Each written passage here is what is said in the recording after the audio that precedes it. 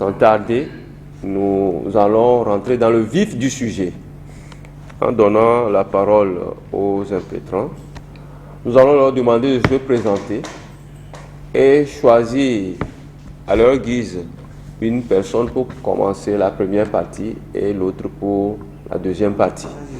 Monsieur le Président du jury, honorable membre du jury, chers invités, chers parents et amis, soyez les bienvenus à la présentation du résumé de notre travail de fin d'études dont le thème est intitulé « Diagnostic et sur le personnel soignant du district sanitaire de Kloto ».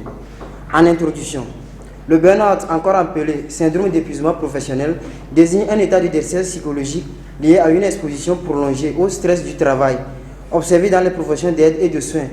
Introduit pour la première fois en 1970 par le psychologue et psychothérapeute américain Herbert Jackson Freudenberger.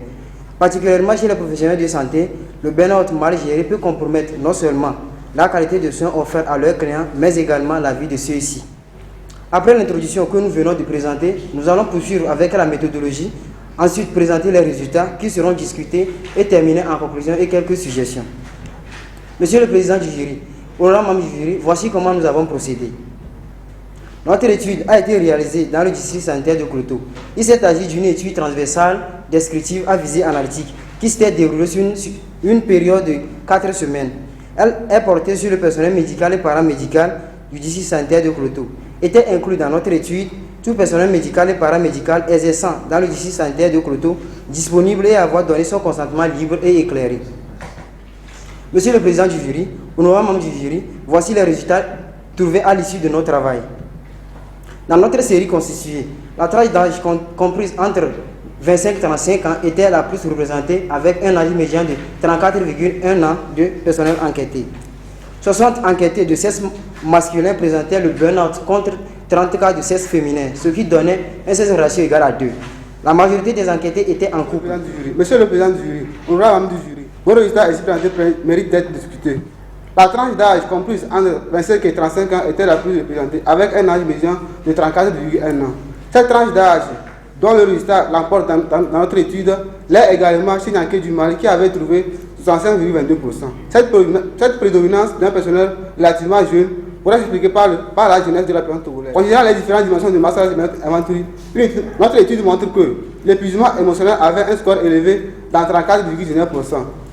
La dimension dans 20% des cas et l'accoutrement personnel un score faible dans 25,80% des cas. Monsieur le Président du jury, honorable membre du jury, nous voici à la fin de notre présentation que nous soumettons humblement à votre appréciation. Merci pour votre aimable attention. Nous allons donner sans tarder la parole au juge pour son intervention.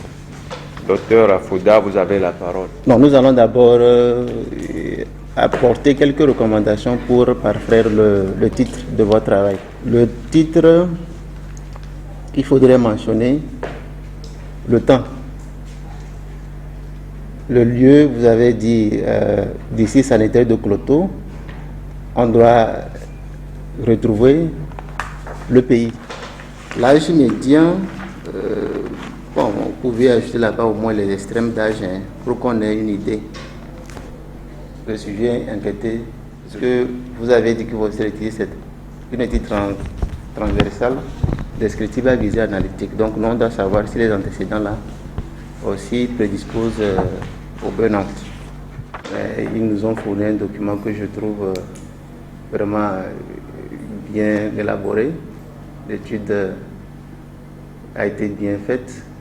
Donc, si le document venait d'être accepté, je leur souhaite bonne carrière et beaucoup de courage.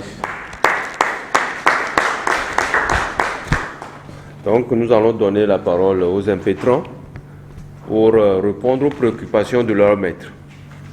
Notre maître juge nous a posé la question de savoir comment avions-nous fait l'échantillonnage.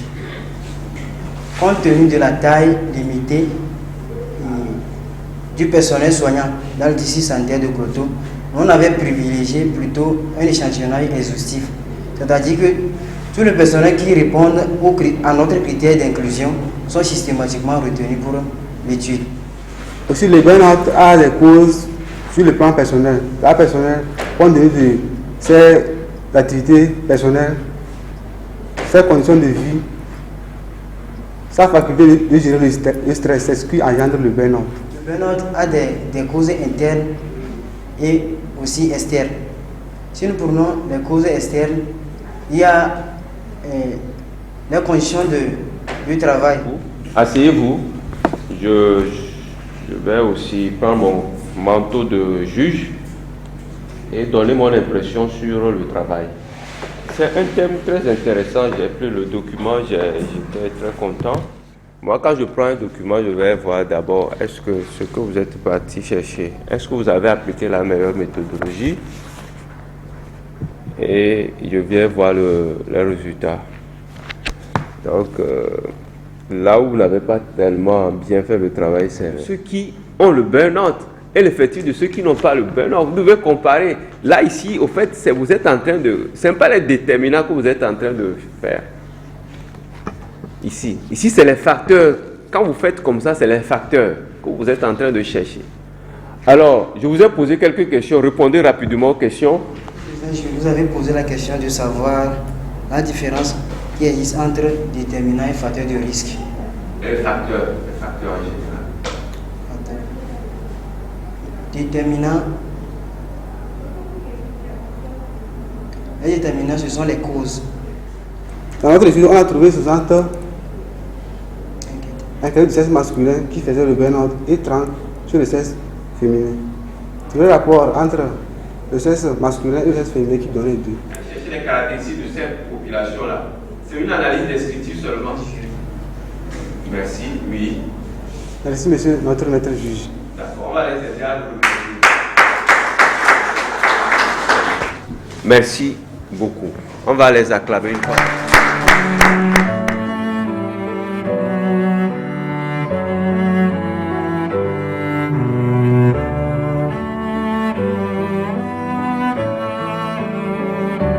Veuillez de nous laisser. On va délibérer, on va vous rappeler pour vous donner le résultat de la délibération. Vous pouvez nous laisser.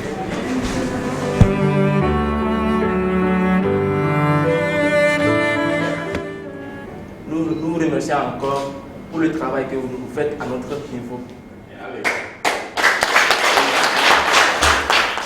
Vous dites ce qu'on a trouvé, tout simplement, les commentaires sont réservés pour adresser les suggestions par rapport aux problèmes, aux difficultés que vous avez rencontrées dans le travail. Nous sommes à la fin de la deuxième phase et le jury va à présent se retrouver à huis clos pour échanger, pour voir si le travail réalisé mérite d'être récompensé par un oui ou s'il faut reprendre le travail. Nous avons l'honneur de vous présenter le résumé s'intitule Traumatisme oculaire des patients admis dans le service d'ophtalmologie du CHP Palimé, aspect épidémiologique et lésionnel. Après une brève introduction, nous allons présenter le cadre et la méthode de notre étude, exposer les résultats dont nous allons discuter, puis finir avec une conclusion et des suggestions. Ont été inclus dans notre étude les dossiers des patients ayant consulté dans le service d'ophtalmologie du CHP Palimé, quelle que soit la cause durant cette période d'étude. Les dossiers dont les informations nécessaires étaient bien renseignées. Dans notre étude, les élèves et les artisans ont représenté les groupes les plus touchés par les traumatismes oculaires. En Afrique de l'Ouest, une étude à Bamako a montré que 20 à 30% des cas de traumatisme oculaire concernaient des élèves de moins de... Quelques coquilles pour l'amélioration du document. Les quelques coquilles, je vais passer sur ça rapidement. Il y a à la page 2. Donc, c'est des coquilles mineures. Je m'arrête ici pour mon intervention. Je considère que c'est un travail vraiment louable et que ces coquilles n'entacheront à rien la qualité de ce document. Je vous remercie. Très bien. À l'endroit de notre maître et juge, nous leur disons merci. Et je leur souhaite bonne chance. Si ce document venait à être accepté, je vous souhaite une belle carrière d'infirmier, infirmière. Chaque jour ou bien il n'y a pas un ou deux jours qu'on ne nous a pas appelé en permanence quelqu'un a eu un problème oculaire suite à un accident ou bien à un jeu où il était au champ, il a reçu un morceau de bois, ainsi de suite. Nous disons merci. Très bien. Cela fait que dans votre table de matière, on se retrouve avec des références, chiffres romains. La table des matières, on se retrouve avec des références. Hein, il faut être plus élégant dans l'annonce du plan. OK? Quand vous avez décrit seulement, il faut enlever cette phrase-là. Ça, c'est juste pour vous dire que j'ai lu. Hein.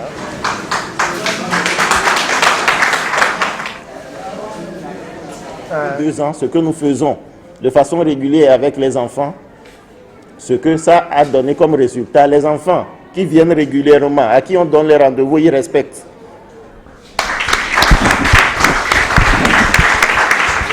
Et vos avocats défenseurs. Il faut les remercier pour ce travail qui a commencé depuis longtemps et qui s'achève aujourd'hui. À notre maître et co-directrice de mémoire, Madame Azale Kok, recevez en ce jour, en signe de reconnaissance, ce mémoire qui vous est aussi dédié. Directeur de mémoire, Dr Kokusewa, nous vous remercions pour votre temps, pour votre disponibilité. Je m'abstiendrai de toute pratique délictueuse ou malfaisante.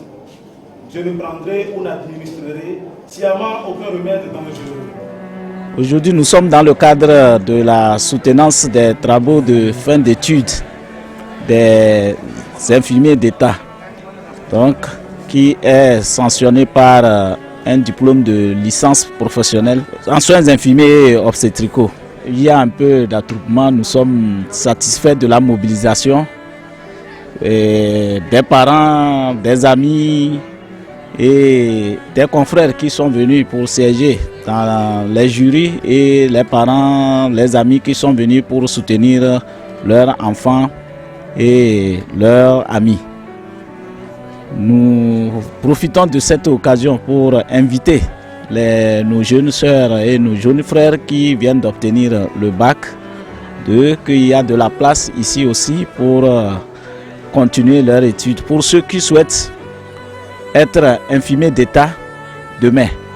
Donc bientôt le concours sera lancé. Ils doivent être à l'écoute pour les conditions d'accès à notre école. C'est l'occasion aussi de remercier les autorités, en particulier le ministère de la Santé, le ministère de l'Enseignement supérieur et de la Recherche et le gouvernement pour améliorer le système de santé au Togo. Notre importance sur les facteurs associés à la consommation des substances psychoactives permettra à l'autorité sanitaire de détecter les comportements psychologiques, les comportements influençant la prise des substances psychoactives en milieu scolaire et contribuera au fait de diminuer ces substances.